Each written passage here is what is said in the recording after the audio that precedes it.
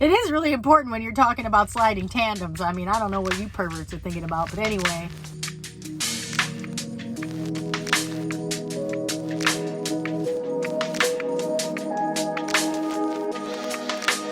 Good morning. I'm in my truck, obviously, right? Where the fuck else would I be? I'm drinking a delicious dark matter coffee that I just brewed, and I'm still doing my pour overs like I'm some kind of bougie bitch. My load isn't ready yet, so I just took a shower feeling like I needed to be in a rush because I'm very not good at managing my time yet, my clock, and understanding how to manage it and all this other stuff. And the people in the office here are super helpful, so I just really need to ask them and they will help me. Today's Saturday and I totally forgot it was a weekend because I just think of weekends now as Tuesday and Wednesday, which are my days off. I am having a lot of doubts about how long I will be able to sustain this lifestyle, and I just want to be honest about that because my ego wants me to be like, I can do it, and I can, but do I want to is the question. What do I want to put my body through? I'm already experiencing more pain, back pain, hip pain. If you're sitting in a chair for 14 hours a day, you could have the best chair in the world. It's not 14 hours. I am getting in and out of my seat, but it's nowhere near the activity level that I would like to have or that I'm used to. There's a lot of thoughts going through my mind, like maybe I should try doing a part-time trucking job, see if I can find something like that, although the pay would probably be a lot less. I don't know. Feel free to hit me up on my Instagram, which if you know of any good local Chicago area jobs, I'd be open to that. But I'm not trying to leave my company right now. I want to stay here for at least I'd like to do 6 months to a year minimum, because I don't want to be jumping from job to job. I went through way too much, and I'm learning a lot. I'm getting much more confident in my skills. Backing is getting so much easier. Coupling and uncoupling is getting much easier, much less anxiety surrounding that. It happened very quickly. It was just a matter of doing it. And now my most favorite thing, sliding the fucking tandems, because all these motherfuckers leave these tandems at the back of the trailer. So awesome when they do that. And I'm slow at it, but I'm getting quicker. So little things that, understanding more makes me realize, this was a good move. I'm glad I did it because it bums me out. Like that other job, I wish it had been different. I really loved it. If not for the neck pain, if those guys had well-maintained trucks, even if they weren't brand new, and if they had been more thorough in their training, more structured in their training, I would have liked to still work for them maybe. Except for the whole 1099 thing. That's another can of worms. I don't even want to fuck with that shit. I don't know. Anyway, I'm kind of rambling, but trucking is crazy and it's so hard on your body, and I applaud all the people that have the endurance, wherewithal, and desire to do it for years on end for, fucking 12, 14 hours a day and just haul and haul and haul and just push through. I don't know if I want to be like that. And I think it's important in whatever job you're doing in life. I've had to struggle with this because I've always had this thing where I force myself to stay in situations. I don't understand why. It's fear of change is a lot of it. This time I don't have fear so much. It's more like wanting to make smarter decisions, and I think through things more than I used to. I don't do things based on fear so much. It's more like, what is pragmatic? What makes sense? And that's why, knowing that this job is physically not great for me right now, by the way, I should say, I'm kneeling on the floor of my truck with my nice bare feet, and I'm stretching my feet.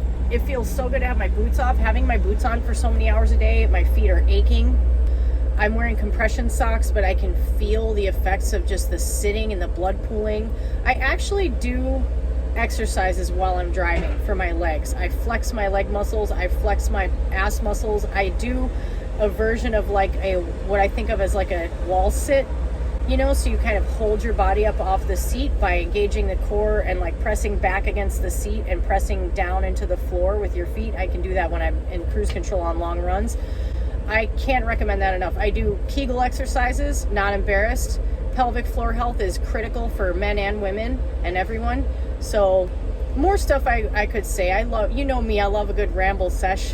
This is why I got into trucking and doing YouTube and trucking specifically, is I wanted to share my experience of being a highly physical person who wants to remain physically well for the duration of my life, may it be a long one. I have to be smart in the choices I make about the work that I decide to do. because nothing is more important than your health. You know, you can't replace it with money, especially when you're in a country where medical care is scarce at best. Unless you're a zillionaire, you're not going to have the best access to healthcare, regardless of whether or not you have health insurance. So anyway, try not to ramble, but I'm enjoying a little downtime, even though it sucks that I'm not making that much money right now. The runs that I'm on are way too short, but you got to prove yourself. They're feeling me out and seeing what I'm capable of, and then if I keep doing a good job, being more and more efficient with my time as time goes on, then I think that I'll probably end up doing better, you know. So I'm not gonna cry about it. Yo, I wish I could say another day, another dollar, or as I usually say, another day, another dollar. But it's more like another day, another snafu. But this time it's not my fault. I don't want to be like hard on myself about stuff. By the way, if you need a great podcast to listen to, check out Ear Hustle. Ear Hustle is a podcast that's created by incarcerated people at San Quentin State Prison. It's fascinating. It's heartbreaking, heartwarming, mind-blowing, all of those things. I can't say enough good about it. I've been listening to it for years, and I am really addicted to Morbid right now. But I have like a whole bunch of new episodes of Ear Hustle to catch up on. I decided to mention that since I'm wearing my Ear Hustle shirt today. I think learning about people's experiences from them, as hearing them talk about their experiences, is a really important thing for all of us, because it's easy to just forget people exist when they're locked up, and just we live in a culture of retribution where it's like they must deserve it or they wouldn't be there, and a lot of the time it's so much more complicated than that. So there's my PSA for today. There's always one. No, my adventure this morning is I was doing my pre-trip on my lovely truck that I love so much. I really do. And I noticed a whole bunch of, I wish I had gotten a picture or a video. I'll try to start being better about that. There's a whole bunch of grease on the inside of the passenger side brake, like in the inside, like the brake shoe and brake lining. It was greasy as shit. I was like, well, that's not right. And I could smell something too. And I had been smelling something yesterday, but of course I did my pre-trips yesterday and didn't see any of that, or I would have immediately gone to the mechanic. Well, I went to a mechanic and he was like, oh yeah, that's a problem. And it's like a blown bearing. He's like, yeah, that's like a 2.5 hour job, so you got to see if they can assign you to another truck for the day. So the reason I'm sitting here in the other truck, which was fucking filthy, and I just spent 20 minutes of my time on my clock that I shouldn't be spending cleaning this bitch, because it was fucking gross. There was like a piss bottle in here, and like there's fucking 2 garbage bags worth of garbage on the floor, just on the floor on the passenger side. I'm like, how do you fucking ride around like this? And like just gravel. It was a gravel floor. So I brought my broom and dustpan and a bunch of garbage bags and my Clorox wipes for my truck and put some gloves on, and I wiped this bitch down, because I'm not going to drive around all day in a filthy truck. I'm just not. I have a sense of pride. And when I got back into my truck to grab more of my stuff, and I looked at, I'm like, man, my truck is so clean. It looks so nice. It smells good. So this truck is acceptable. It's passable for a day trip, and hopefully my truck will be done in a few hours and I can hop back in it and do a second load. I really hope I'll end up with enough time to do that. The reason I'm sitting here is I already pre-tripped this truck, but I didn't have my tablet attached to this truck, and that's really important. I have to go because a call's coming in, but I'll be back in a second. Well, it turns out I wasn't right back because I didn't have time to get back. So here I am now. It is the end of my day. I finished out my day with 10 minutes left on my clock. I want to try to explain things for people who watch this, who are not truck drivers, who don't understand how the DOT clock works. And I'm not far off from you, because I'm still trying to fucking figure it out. It's kind of embarrassing, but for some reason I have a hard time wrapping my head around it. And it's probably sort of just indicative of my broader mindset that I'm not the best person when it comes to time management. I never have been. And it's like, in some ways I can be organized, but in other ways I can be sort of a space cadet. I think too much about the wrong stuff a lot of the time, and whereas other people are able to prioritize things like the clock. I've said before, like, the clock is your money, and that's what someone said to me in training, and I know that, but I also am like, yeah, but I don't know. You have 14 total hours in which to work. every day, and then you have to, as mandated by the Department of Transportation, you have to take 10 hours off, and you cannot move your truck within that 10-hour period. And if it's 9 hours and 59 minutes and you move your truck, you're in violation, and you can get a fine. I think your company can get fined, can go on your record. Like, it's really serious. And the clock that we have is like connected to our tablets that all truckers have, and it's connected to the truck itself. So the only way to get around the clock, like, let's say you get back to your yard you have 1 minute left on your clock, or 5 minutes left, which totally happens to people all the time. You have to stay under 5 miles an hour while you move your truck. That's the only way to move your truck after that. So I got back with 14 minutes on my clock. I got into the guard shack. I was able to get to a spot to drop my trailer, uncouple my trailer. Now I'm getting much quicker at that. That doesn't take long at all. I guess I did that in like 4 minutes. Really? That doesn't sound right. I must be mistaken, because I think it had to have taken me more than 4 minutes to back into a spot and uncouple the trailer, but it didn't take me that long, so I guess that's possible. 4 or 5 minutes, something like that. Let me summarize. Where I left you last, I was in the filthy truck that I had just wiped down, done a quick hose shower for the for the truck. I went on one run and then came back. Oh, and then that truck, the glad hands were all jacked up. Hashtag sad hands. That's what I call them when they're bad. I could not fucking connect. So for people who don't know, for lay people, the airlines are connected from the tractor to the trailer by these things called glad hands. So sad hands, annoying crank handle, spine, torque, action. That was difficult. And I was in a hurry because I knew I was gonna like run down on my time on my clock. So I got that truck coupled, and then it was supposed to be a drop and hook. So I was supposed to take that trailer, drop it at the dock door of the place I was delivering to, and then pick up the empty trailer that was sitting there and take off. But I told them when I got there, I'm like, I'm so sorry, but I don't feel comfortable uncoupling from this trailer because of, I tried to explain the glad hand issue to them. By the way, the glad hands attach your airlines, your brake lines from your tractor to your trailer. So they have to be connected correctly, or you could have brake failure. So it's essential. So I told them, I'm like, I'm sorry to inconvenience you guys, but you're gonna have to unload this trailer and I'm gonna just take it with me. They were cool about it. Like I said, I deliver groceries to a major grocery chain. It's amazing how different one store is to the next. There's some stores that are really professional and they're fucking on it. The more you get into a metropolitan or city area, the more efficient the places tend to be, because they're on a different type of mindset. But we go out in the boonies too, and some of them are just like, it's like my clock is ticking, but they're just chilling. I'm just like, fuck.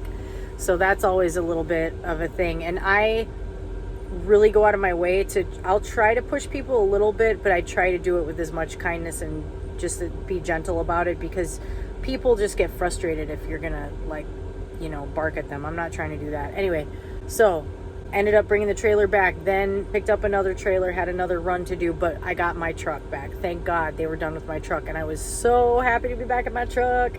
My truck is clean and it doesn't stink and it's newer, and I fucking love my truck, and I'm so glad I got to be back in it. So went and made this second run. 2 different stores I had to drop off at. I got to the first unload and they had to take pallets out and then put some of them back in, and they had a fucking attitude about it the whole time, and I was like, I'm sorry.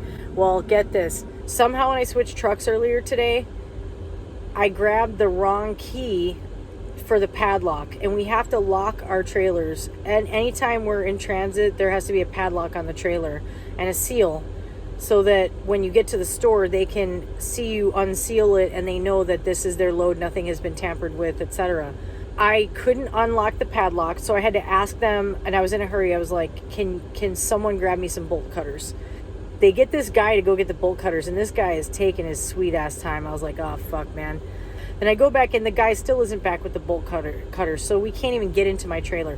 So I am like, I'm gonna go run and grab that guy.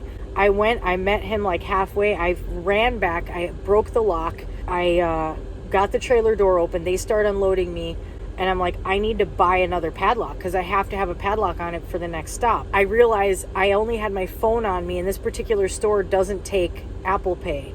So I'm like, fuck, I have to go back to the truck again to get my debit card. So I went back to the truck, ran. I'm running back and forth. I got plenty of cardio in today, I'll tell you what.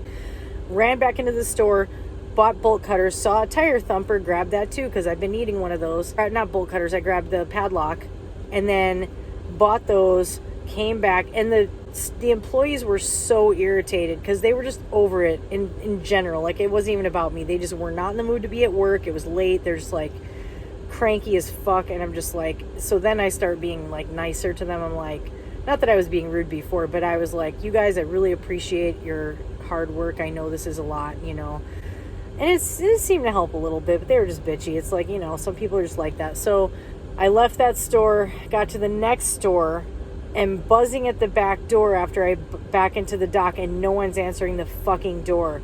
I ran, again, cardio, ran around to the front of the store, ran through the store to the back of the store. I'm running in the store. I don't give a shit because I knew I had to do this because my clock was ticking and I have to get out of this store as quick as I can. And I go back to the back and there's one lady back there and like nobody else. And she's an older lady and I'm just like, hey, can someone unload my trailer?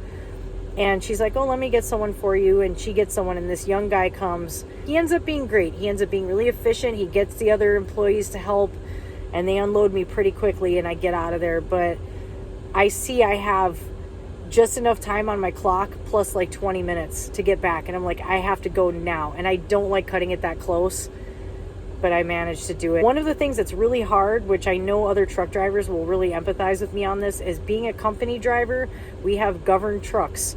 For all you non-truck drivers, what that means is if you ever are stuck behind a truck and it's like just not going as fast as other traffic, that probably means it's governed, which means that you physically can't make the truck go faster than whatever speed it's set to. And our trucks here are 65. Most places trucks aren't supposed to go over 65 really anyway.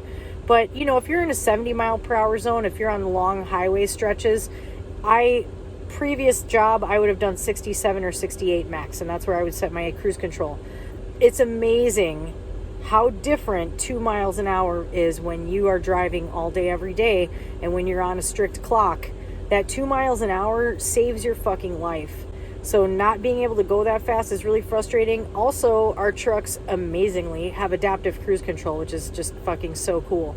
My truck, and the more modern they are, the more they're like this. It has so many sensors on it and stuff. So like if I get within a certain distance of a vehicle in front of me, a little thing will go off on my dash. It tells me distance warning. If I even turn on my right turn signal and someone is within a certain range of the front or back of my truck, it sets off this red light and this loud alarm. So it's good stuff, although sometimes these things will go off, like that sensor will go off when I'm backing my truck sometimes because it senses the trailer as another vehicle. So there's things like that that are annoying, but you get used to it. But it's also kind of amazing, the technology in these trucks that make them as safe as they possibly can be. So anyway, that was my adventure. I didn't want to make this too long, but my day was crazy. And this is just a day in the life of a truck driver. Like, there's so many, this isn't even just like new people kind of issues. This is common kind of shit that happens. You have a repair that has to be taken care of before you can safely drive your truck. Your truck is in the shop. You get a loaner truck. The loaner truck has issues, but you got to make it work. It also had a crack in the windshield, which I'm like going back and forth to the office showing my boss pictures and shit. I'm like, is this okay? Can I drive on this? He's like, yeah, it's fine. Oh my God, what a day. What a day. It's like 2 a.m. I just finished eating. I'm going to watch another episode of Better Call Saul to wind down. I love that show. I fucking love it. I also just listened to Bob Odenkirk's memoir, which is pretty good, but he didn't get into as much of the personal nitty gritty. And I really like to hear people's like deep heart stuff, you know. It was more about his career, but he's awesome. That's that. I could say more, but you know what? I've said enough, haven't I? All right, you want to hear something funny? I just drove like 150 miles to pick up an empty trailer, and when I got here, the guy looked at me like, he's like, I don't have an order number for him. It's a weird story. I don't even know where to start. I don't know where to start.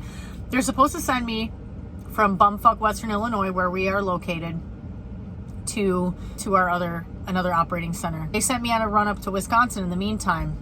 And I get up here to pick up this empty trailer, and I don't have an order number for the guy. And then, so I call the office, no one's answering. Finally, I try a different number for like one of their direct lines that we're not normally supposed to use, and someone answers. It's like, hello, and I'm like, yeah, I need like an order number or something. She's like, just ask them if they have an empty trailer of ours. So I asked the guy, he's like, actually, someone else is hooking up to it right now. I bobtailed all the way up here for nothing. And it makes me feel bad because it's like, I want to do something, you know, and I know that's dumb. A lot of people be like, oh, fuck it. But first of all, driving bobtail is not great. I feel like driving with a trailer forces me to be so much more cautious and focused on what I'm doing. I'm not saying I drive badly, but I think I drive better when I'm driving a trailer. But I bobtailed all the way up here for nothing. Like, and I'm getting paid for the mileage, so that's cool. But I would rather be like doing something, you know, I'd rather be hooking up to a trailer and taking it with me and doing a job and getting more miles and all that stuff. But I keep letting this go and chalking this up to these snafus, these little dumb days. Like today feels like a bullshit day because I didn't actually end up doing any real jobs. I just drove for no reason and got miles and making a little bit of money, but not enough money. But I'm trying to chalk this stuff up to like, this is the bullshit you go through in the beginning, and hopefully it's not always like that and it gets better with time. But I feel like they're just sticking me on stuff. And then I had a late start today because I had a late day yesterday because I got delayed because of my truck being repaired. It's like there's all these things that happen and they're out of your control a lot of the time. And then when you're new, everything takes a little bit longer. But I ain't sweating it. I haven't hit anything. Knock on wood, I won't hit anything. That'll continue to be the case. And I have been getting better and better at all the things I need to get better at. And by the way, I want to show you, this is the really cool, one of the really amazing gifts that I just received. The other being a fucking Garmin GPS, a trucker GPS. I am super stoked to have that from my beautiful, generous friend. And then he also gave me this, which is a tandem slider stop. I wonder if this is reversed when you see it. It's reversed for me, but it's so cool. You slide this into the hole next to the one that you want to stop at, and it keeps you from going past the hole you're trying to get to. Someone's making dirty jokes out there, and I fully support it. You got to go in the right hole, you know. It's really important. It is really important when you're talking about sliding tandems. I mean, I don't know what you perverts are thinking about, but anyway, off we go to baby. It is a humid, disgusting day today. So fucking gross outside, but I'm happy because I'm going home, motherfuckers. I'm going to Chicago. Yeah, traffic sucks, but I'm going. That's it. That's the end. This video came to a weird, abrupt ending. I thought I had filmed some other stuff, but apparently I hadn't. So, yeah, that's it. And you'll have to stay tuned for the next one where you will see what's going on this week. And I'm telling you, it's never a dull moment. There's always an adventure, and there might be a snafu or two. I'll let you wait and see. Thanks so much for watching. I'll catch you on the next one.